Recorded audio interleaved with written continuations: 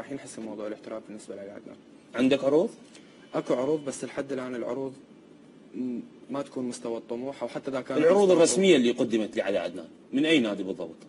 لان تعرف دائما تتضارب عندنا الاخبار بالمواقع مو على لسانك، انا اريدها من لسانك يعني العروض الرسميه العروض اللي اللي قدمت. الشغلات الرسميه بصراحه ما اقدر احكي بها، صعب جدا، لكن كل ما انطرح بوسائل الاعلام اعتقد كان اغلبه صحيح بصراحه.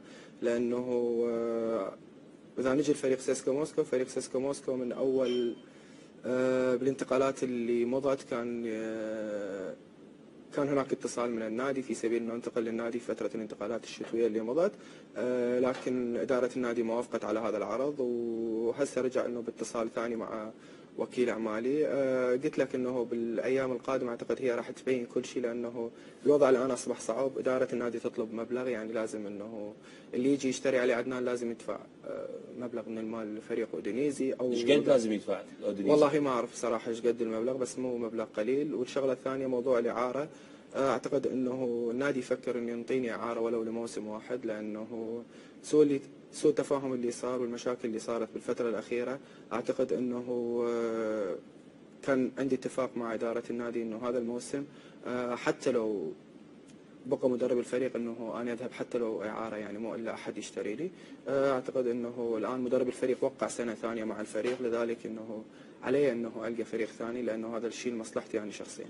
يعني مساله البقاء انتهت يعني في اودينيزي خلاص، انه لازم علي عدنان مع بقاء المدرب الحالي لازم ينتقل الى فريق اخر. عندك أكيد مشاكل؟ طبعا مساله البقاء اصبحت مرتبطه في مدرب فريق اودينيزي، اعتقد وقع سنه ثانيه. مساله بقائي صعبه جدا بالدوري الايطالي مع هذا المدرب. اي الدوريات اقرب لعلي عدنان؟ والله كثير من الدوريات قريبه، لكن اعتقد انه الدوري الاسباني الان قريب جدا. الدوري الاسباني؟ نعم. ما تقدر تقول اي فريق؟ لا صعب جدا، انه الاتفاق ما صاير رسمي 100%، وممنوع انه اتكلم بالموضوع. نفس وكيل الاعمال باقي نفس معك؟ نعم. سيد نجم. السيد نجم، وعندي كريستيان ايميل اللي هو عايش بلندن. اها زين، ايش تقيم تجربتك مع نادي اودينيزي؟ انقسم عليها الشارع الرياضي، الاعلام، ما اعرف يعني دائما علي عدنان يصير حديث للجمهور والاعلام، هاي بعدين راح نجي على تفاصيل عديده، شو تقيم تجربتك مع نادي اودينيزي؟